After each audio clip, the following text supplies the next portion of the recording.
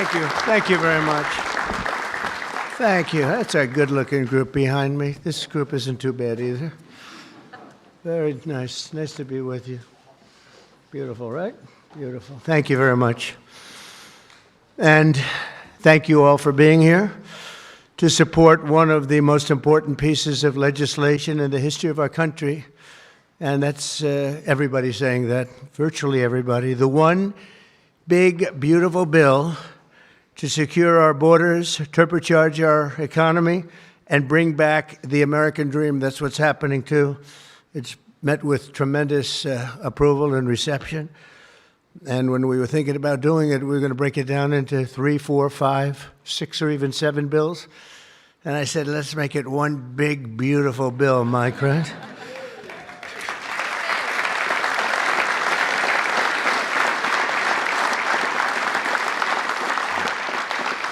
They actually said it would be very much harder to get this way, but it would be better.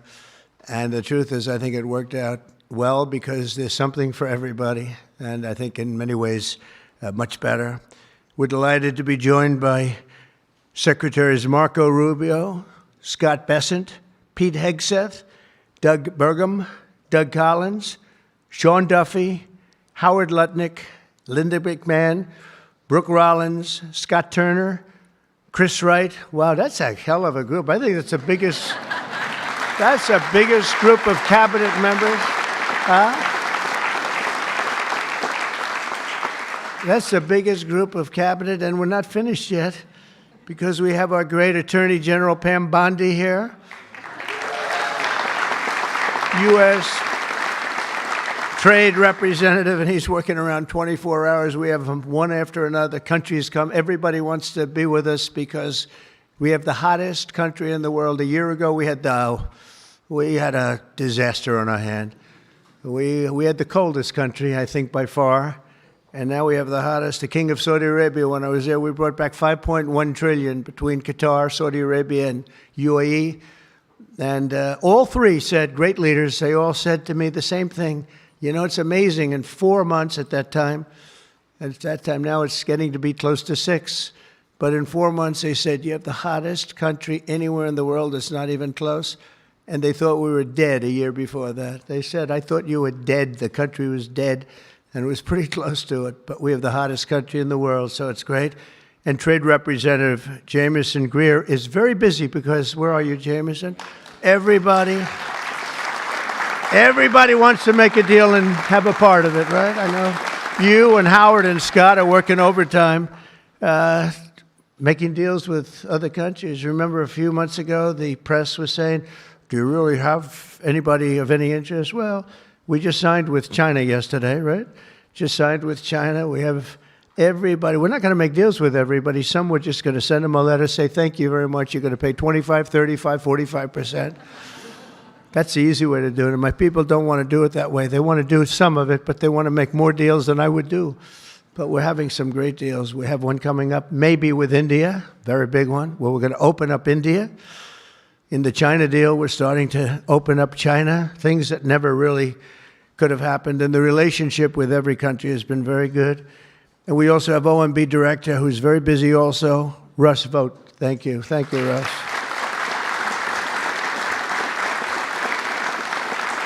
And also, I want to give a very special thank you. This is a hell of a group we have here. This is amazing, the quality of people. But actually, I like these people and most of those people much better than the people I just named, okay?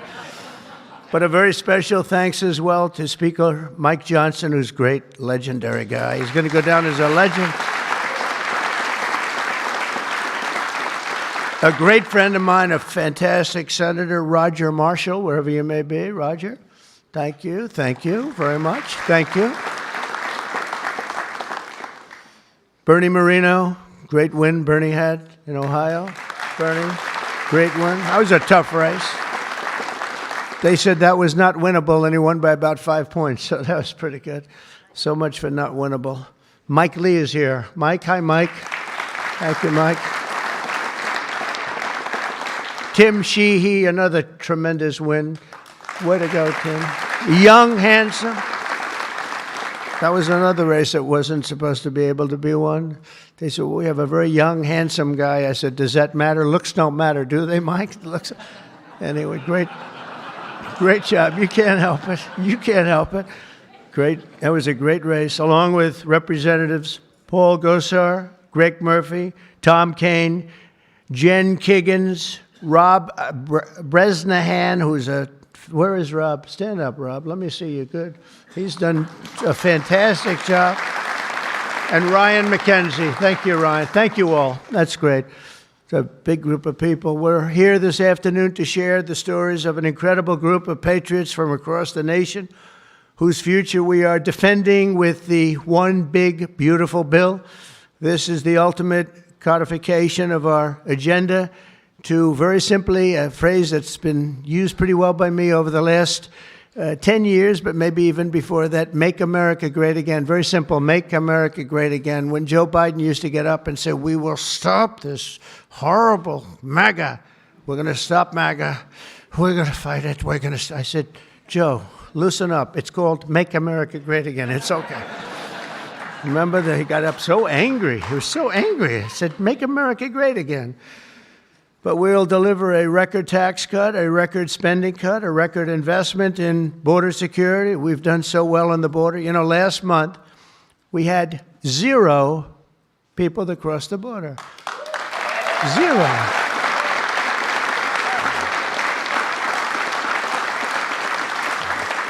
So Christy and Tom Homan and some of the people, what a job you've done. But, you know, people forget about that. They don't care. The border's been fixed. I wanted to talk about the border 2 days ago at a big group. Sir, they don't want to hear about the border. Why? It's fixed. You know, it's the second time it happened to me. In 2016, I won on the border. I fixed it in about 3 months. It was beautiful. And they wouldn't let me talk about the border. Sir, nobody wants to hear about the border. But we're going to talk about it anyway. Right, Tom Holman? We're talking about it anyway.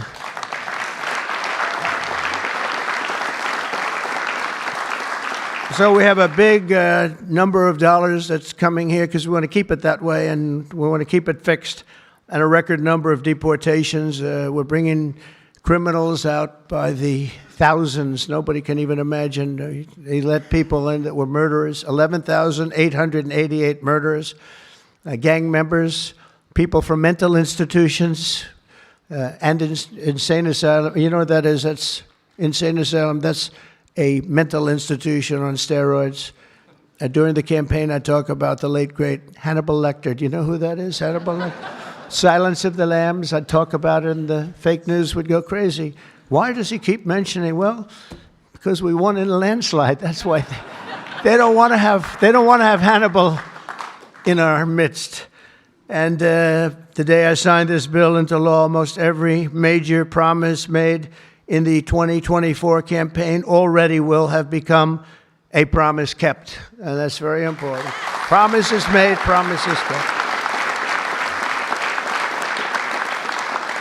And according to the Council of Economic Advisors, these reforms will protect or create more than 7 million jobs, add 3.1% to economic growth, reduce taxes for the typical American by nearly 15%, and increase take-home pay for the normal family of 4 by at least $13,000, and that takes place immediately. That's not bad, right? Look, I'm looking at that guy back there, right? That's pretty good.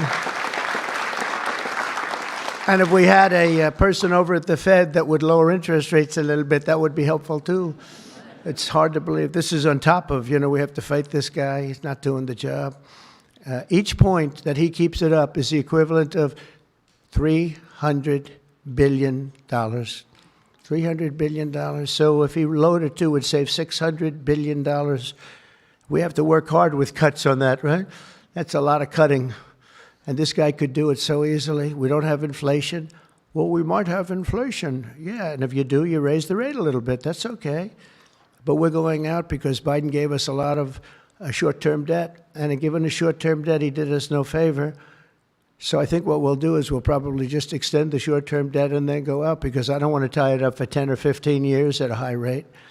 But every point is it's really more, is $300 billion. So if we got it down to 1%, we're talking about almost $1 trillion in saving just with the stroke of a pen.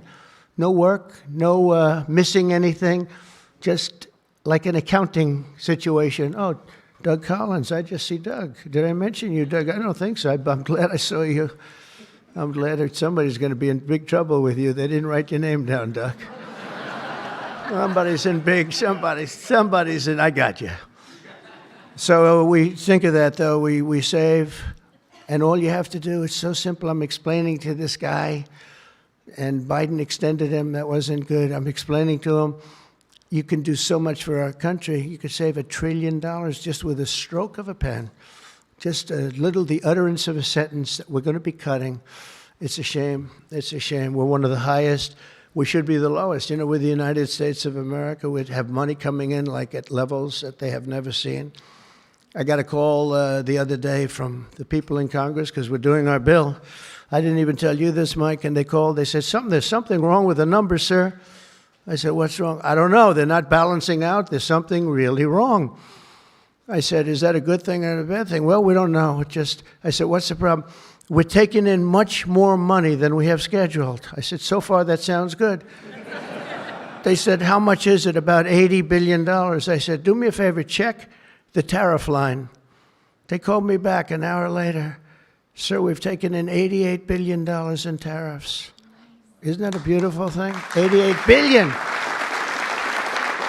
I thought I'd tell these little stories. Go off script and tell these little stories, Scott, right? Because it does make it a little more interesting. Although my speechwriters have just gotten every award in the book. Vince, where are you, Vince? Good. Where are we? Where's Ross? He's gotten all these awards and I'm going off the record all the time. Where is he? He didn't show up to the speech. He wrote the speech. He didn't show. Well, that means he has confidence in me. According to the Council of Economic Advisors, these reforms will protect or create more than 7 million jobs, add 3.1% to economic growth, reduce taxes for the typical American by nearly 15%, and increase take-home pay for a normal family by an incredible $13,000. All of these things are happening. And by the way, there's no inflation. All of the numbers I gave you, all of the money that's coming in, and maybe more importantly than the billions of dollars we're taking in with tariffs, is the fact that we've got hundreds of plants going up all over the United States that never would have been here. I was with Howard and Scott and Texas Instruments the other day, and the head of Texas Instruments, they're going to spend $60 billion in the United States. And he said, sir, please don't do it to me. And I looked at him, I knew exactly what he meant. He said, you mean tariffs, right? He said, that's right. If you ever get rid of those tariffs, you've cost me a fortune. They're all coming in because they don't want to pay the tariffs, and they're coming in at levels. And it only works for the United States because it doesn't work for other countries, but it works for us. We have a record investment. We have records and everything. And when these places open up, that's bigger than the $15 trillion that I'm talking about. You know, you don't see it right away. But bigger is the fact that they're all coming in, they're building their factories, the AI factories and the auto plants. We have auto plants, they're closing up in other countries. I don't want to specifically name the countries, but you know who they are. And they're coming into the U.S. and they're opening up and building like nobody's ever seen anything like it. I don't call it a miracle, I call it, this should have been done 40 years ago. We would have never lost our auto. We lost 50% of our auto industry to China, Mexico, Canada, and various other countries. Should have never happened if you had a president that said, we're going to charge you tariffs. You're not going to build next to us. Send it in and take away our jobs. If you would have said 25, 50, or 100% tariff, not one company would have left. But they weren't business people. They were politicians, not very good ones, and some good ones, but some really not good at anything, to be honest with you. We're going to stop the largest tax hike, and we're going to do that in history. This would be, if the bill doesn't pass, there'll be a 68% tax increase. Think of that, 68%, which would be the largest in history by about 40 points. And we'll make the Trump tax cuts permanent, expand the child tax credit, and we will deliver no tax on tips, no tax on overtime, and no tax on Social Security for our great seniors.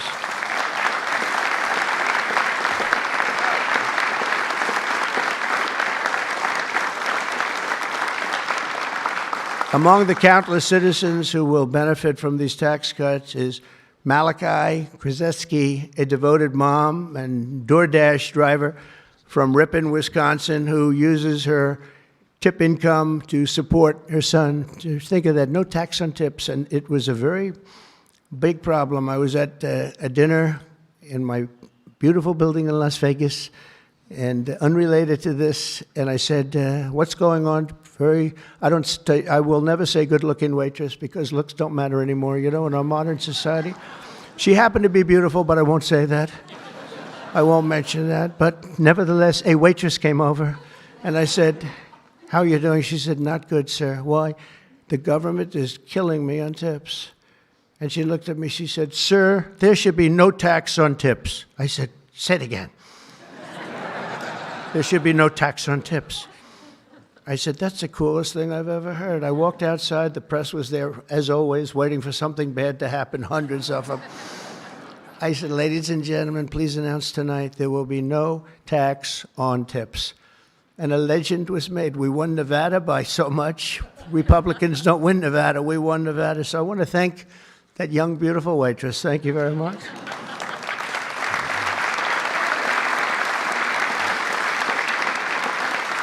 But with no tax on tips and other cuts, this bill will save Malachi thousands of dollars per year, enabling her to achieve her goal of visiting every U.S. state with her son. She wants to visit every state by the time he's 18 years old. So, Malachi, it sounds to me like you're off to a fantastic start. And where are you, Malachi? Where are you?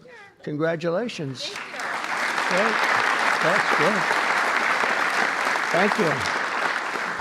Also with us today is Luke Wilson, a 23-year-old electrical lineman.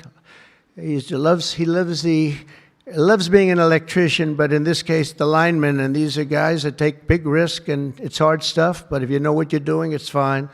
He's from Harmony, Pennsylvania, as well as Dee Sova, a truck driver from Springfield, Missouri, where, by the way, our beautiful planes landed, our B-2s. They landed after 36 hours of flying. Great going, Pete. And they hit the target. And they hit the target, and the target has now been proven to be obliterated, just as we said. We had little fake news from CNN. Thank you very much, CNN, for that. With 3 million miles of driving under her belt, who mentors other women in her industry. And I just want to say, Luke and Dee spend countless hours working overtime to help make this country run. And this bill, the typical overtime worker like them will take home nearly $1,500 extra every single year. So you're talking about at least $1,500, and there will be no harassment because you were being harassed by the Democrats. So Luke and Dee, congratulations to you both. Thank you very much. Congratulations, wherever you may be. Thank you. Thank you very much. Also with us is James Benson, a third-generation auto worker from Belleville, Michigan, who has spent 26 years at Ford Motor Company, which is doing very well. They have a lot of plants in this country. If you have plants in this country, you're going to make a lot of money. And is a member of a tremendous group of people, auto workers. And I'll tell you, we love these people. Auto workers for Trump. And I came through for them, but they were with me long before I really thought. A lot of people said, is he going to run again? Will he run? They've always been with me, the auto workers. James was a lifelong Democrat until 2017 when he saw the benefits of our tax law, and he also liked Trump.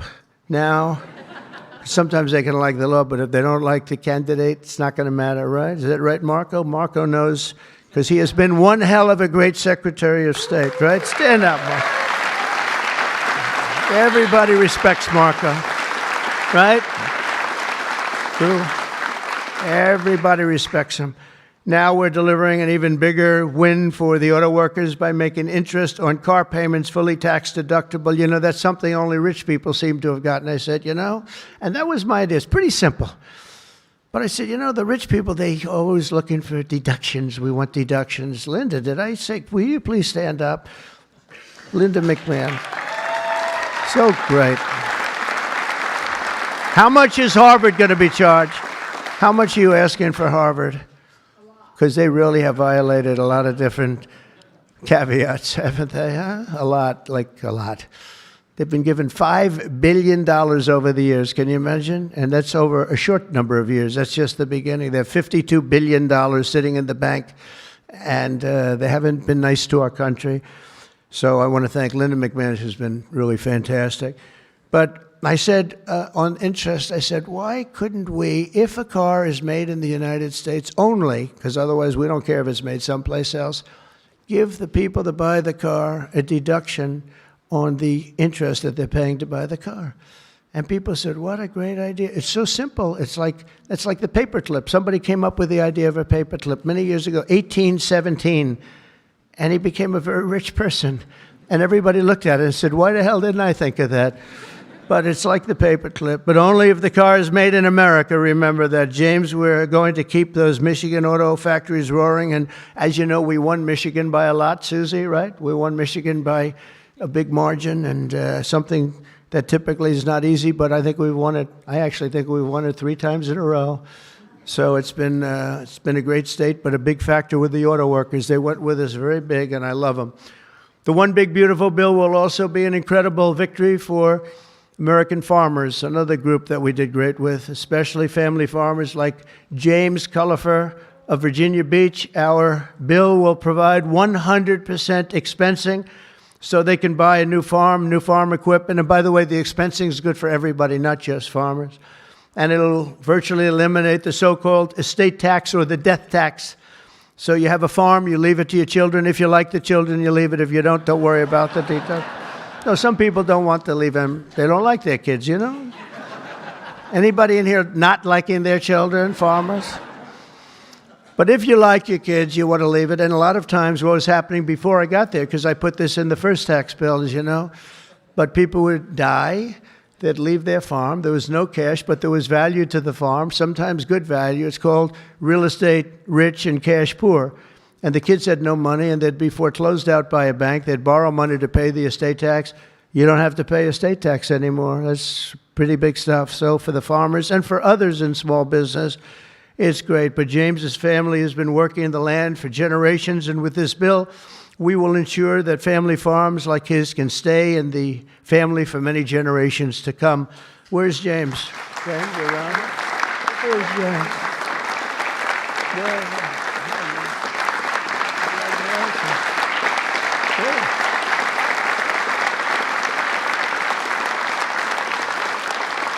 That's great. And you know what I mean, James, right?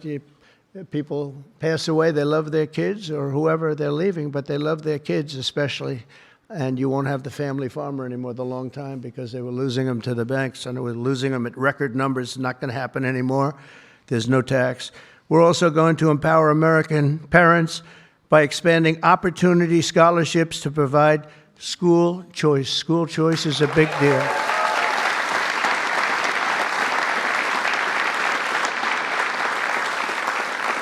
And we just got school working with the governor of Texas, as you know, Greg Abbott. We just had it passed in Texas, and I know about that. Somebody said, yeah, that was a big deal. They've been trying to get it for 9 years, and they asked me if I'd call the legislature, Republicans in the legislature, and I did. And I gave them a pep talk, and everybody voted for it. First time. They were shocked, but they never asked me to call them before. This was the first time, and they got it passed, right, Susie? It was amazing. And it was something that Dan and Greg and everybody, they really wanted it. And Ted Cruz wanted it badly. They all wanted it. So we got it in Texas. But you're going to have it. More and more people are talking about school choice. Good thing. This will be the godsend for mothers like Angelina Banks from Philadelphia. Where's Angelina? Where is Angelina? Oh. Oh. Oh. You are very pretty. She went out for a second and she's coming back.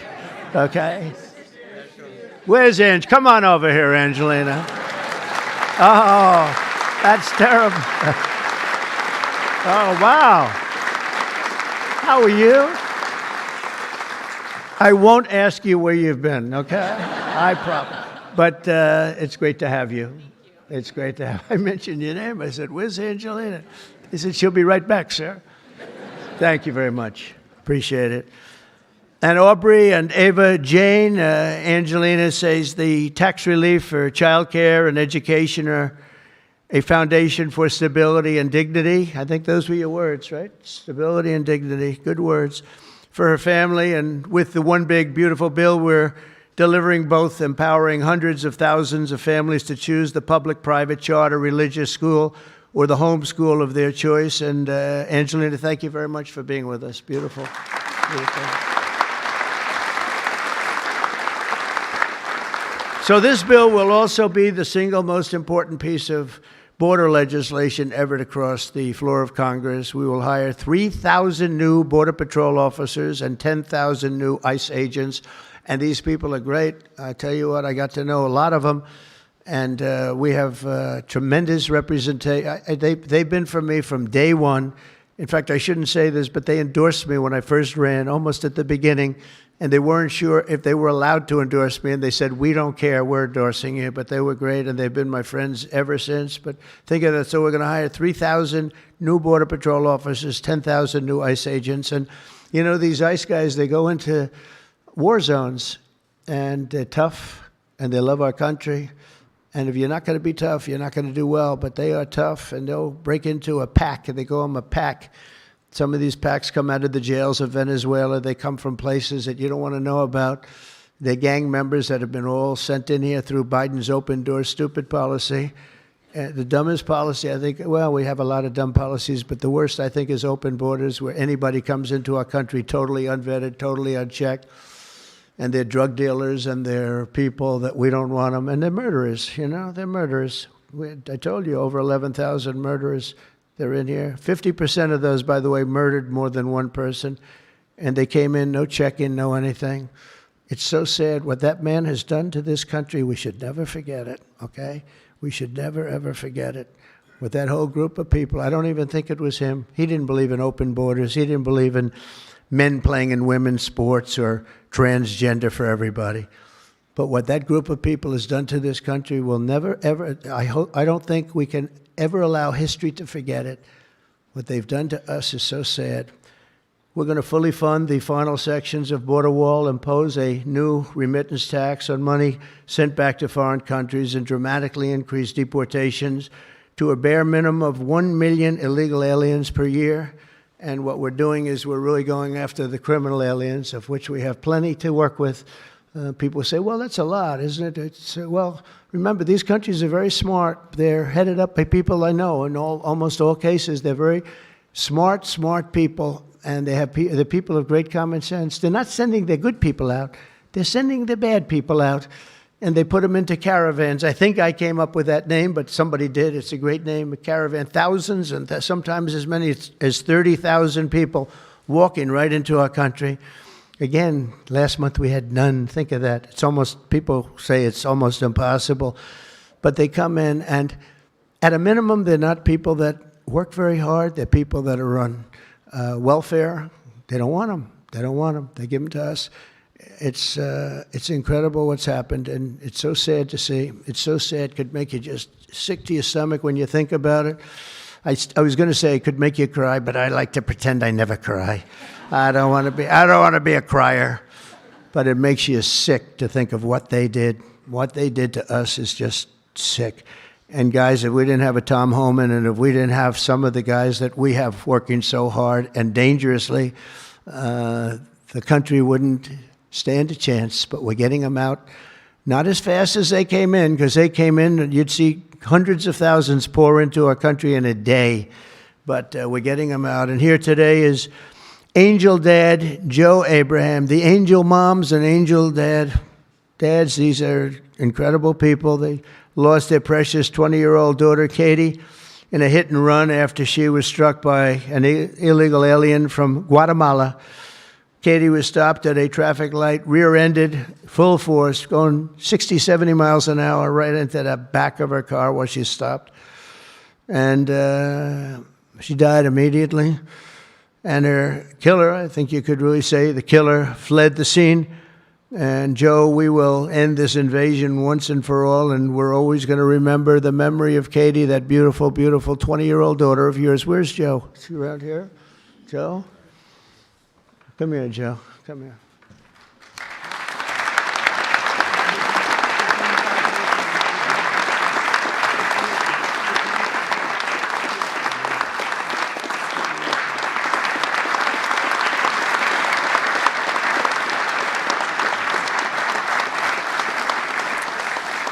Oh, boy, oh, boy, oh, boy.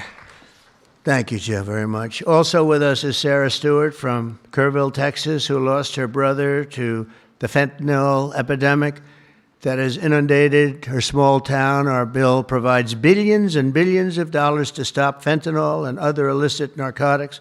We're also charging other countries like Mexico, Canada, and China billions of dollars in taxes that we put on because they've allowed people that are selling fentanyl to go through their countries, or in the case of China, they send it here, and paying a lot of money at least, but would rather stop it. I think we're doing a big job of that, but would rather stop it.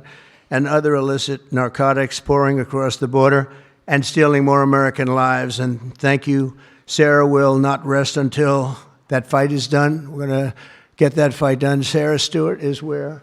Sarah? Hi, Sarah. Beautiful. Thank you.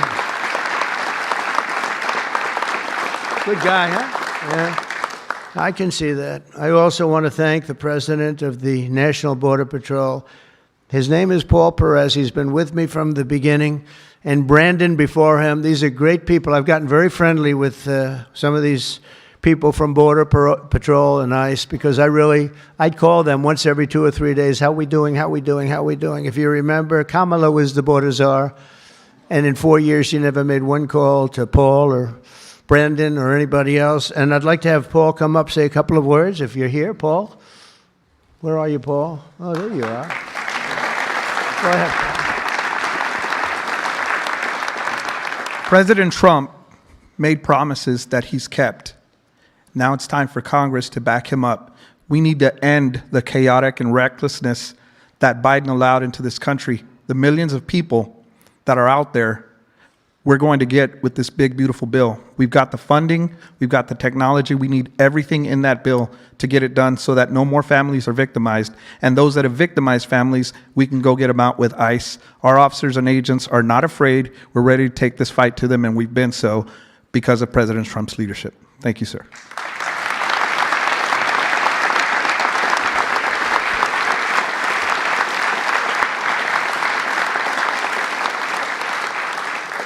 He's been a great friend of the country. He really has, and he's worked with Tom Homan and Christie and all the people that work so hard. They have been incredible. And, I wasn't going to do this, but I see Tom Homan is sitting there, and, I have to call him up. Look at that. I don't call up the Speaker of the House. I don't call up Marco or Peter or anyone. But I want to call this guy because this guy is keeping us very, very safe. Come on up, Tom.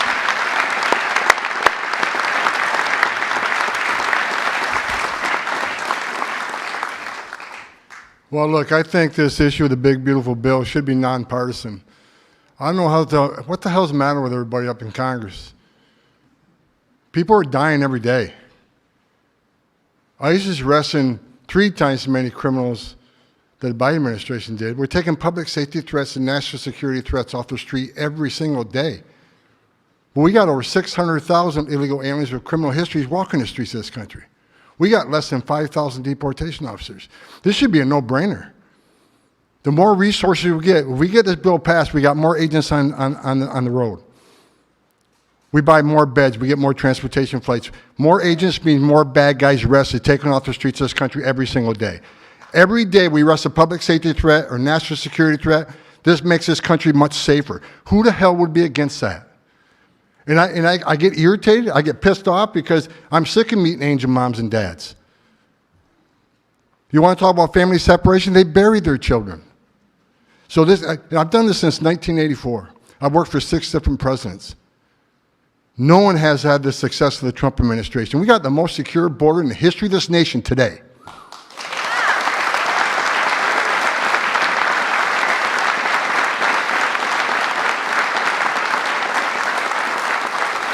But we need more border wall. Border walls save lives. Women and children can't get over that wall, which means they go to a place where there's not a wall. And what's waiting on them? The men and women of the Border Patrol who take care of the humanitarian needs and save their lives. We already got fentanyl seizures down half. Fentanyl seizures should be 100%. We should have zero fentanyl coming to this country. We need money to help secure that border at a higher level. Stop the fentanyl from coming in. Stop the sex trafficking of women and children. Stop the known inspected terrorists coming across that border. Right now, I was looking at the stats today. ICE is arresting a record number of known suspected terrorists in this country, along with the FBI. With more money, we can arrest more of these people, make this country safer. This is a nonpartisan issue. Let's make this country safe again. So to the Democrats and the Republicans and the Independents, I don't care who you're from, pass the bill so we can make this country safe, so we can stop the violence against ICE officers. Let's make this country safe again, and without that bill, it's going to be a hard road. We got a lot of people to look for, a lot of people to arrest, a lot of national security threats we know are in this country. We need to find them. We need more money to do that. We need more agents to do that. For God's sake, let's pass this bill and get this done.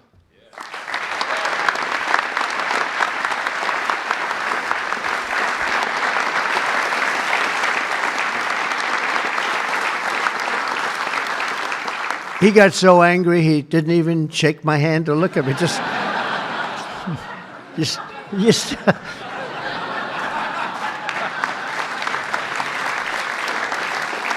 But he's right. He's right. And we have no money for the border if we don't pass this bill. We have virtually nothing. And so we're going to get it done for you, Tom, and for all of the people that have worked with you. It's been amazing, the job you've done. And just in finishing, look, this is the largest tax cut in the history of our country. They want to give you, the Democrats want to give you the biggest tax increase in the history of our country. They have things, whether it's border or economic development or no tax on tips and Social Security and no tax on overtime and all these different things. There are hundreds of things here. It's so good. And we're going to also cut costs. We're cutting $1.7 trillion in this bill, and you're not going to feel any of it. And your Medicaid is left alone. It's left the same. Your Medicare and your Social Security are strengthened. We're not cutting. The Democrats are going to destroy all three of them because it's not sustainable. They'll end up cutting your Medicare, Medicaid in half. So we're going to do a real job. It's so important. So if you can, call your senators, call your congressmen. We have to get the vote. I want to thank you. You have been unbelievable, Mr. Speaker. You have worked round the clock for months,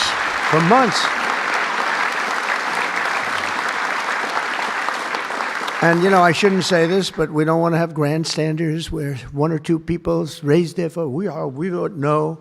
And they do it to grandstand, that's all. Not good people. They know who I'm talking about. I call them out. But we don't need grandstanders. We have to get our country back and bring it back strong. And our country is going to be stronger, bigger, better than ever before. We're going to make it better than ever before. And that's despite the bad hand that we were dealt 6 months ago. We were dealt a really bad hand. We were dealt a sick hand. It's unbelievable. You know, when I came back yesterday, as you know, I made a big trip to a place where we had 28 countries represented, and we did something that's never been done. They've raised the number of money, the amount of money that they spend to $1 trillion a year, and that's for world safety. But they all asked me the same question. They said, how could you have allowed this to happen to your country? I said, I didn't do it. But they said, how could you allow people to pour in? They don't understand it. They all have borders. They have fences, they have walls, or they have just strong people standing there. You can't do it. And they said to me, you know, it's amazing that they allowed these things to happen. And it's amazing, too. I agree. You know, as a business guy, I always like to understand where the other side's coming from. What do they want? What do they get? And, you know, you can make good deals based on understanding the other side. I never understood the other side in this case. Why would they allow people to pour into our country unchecked? You know, I can see people wanting people to come in, and you let them come in. You have a vetting process. You let good people. We're letting a lot of good people in, but they're coming in legally. But why would you allow people to come in that you can look at them and say, big trouble, big trouble? Why would you do it? It's nobody understands. And a lot of people say voting, but, you know, we've got to strengthen up our elections because the voting is crooked as hell. Got to strengthen it up. But it's not that. It's either they're stupid and they're not stupid, or they hate our country. But we love our country, and we're going to stop this madness, and we're going to get this bill approved. And all of the things that I've been talking about now for 2 years on the campaign trail, and we won, remember, we won every single swing state. We won by millions of votes. We won everything. We won it was a landslide. We won something that nobody talks about, districts. You have thousands of districts. We won 2,750 to 505. Think of that. That's why when you see a map, the whole map is red. That stands for Republican, by the way, because it stands for a lot of other things too, but it stands for Republican with a little piece of blue on each side. But that's why, think of that, 2,750 districts to 505 districts. That's what, this was a slaughter, but it gave us a mandate to do some great things. And I want to thank John Thune, and I want to thank the speaker, and I want to thank Marco and everybody here. They have been so incredible. Pam, you've been unbelievable as the Attorney General. We appreciate it. Not easy, not easy. And we're coming back faster than anybody ever thought possible. I told you what they said to me on just trips by very smart people. But we're going to make this, we're going to do this very quickly. It's happening a lot faster than even I thought possible. And we're going to be celebrating very quickly, and we're going to be celebrating for a long time because we're turning our country around. We're getting our country back. And we're ruling with common sense, you know. Whether you're conservative or liberal, or as they like to say, progressive. They don't like the word liberal anymore. Progressive, I think it's a beautiful word too. That's why I call them liberal. It's too nice a word. I don't know how you can be progressive when you're turning the country backwards. But no matter what you are, it's all about common sense. And I think that's the way I've ruled. I do what's right. I want to have borders. I don't want to have transgender for anybody that happens to leave the house at a young age, the things they do. I don't want to have men playing in women's sports. That's got to be, you know, they say it's an 80-20. I think it's a 97-3 issue. It's so ridiculous. It's so ridiculous.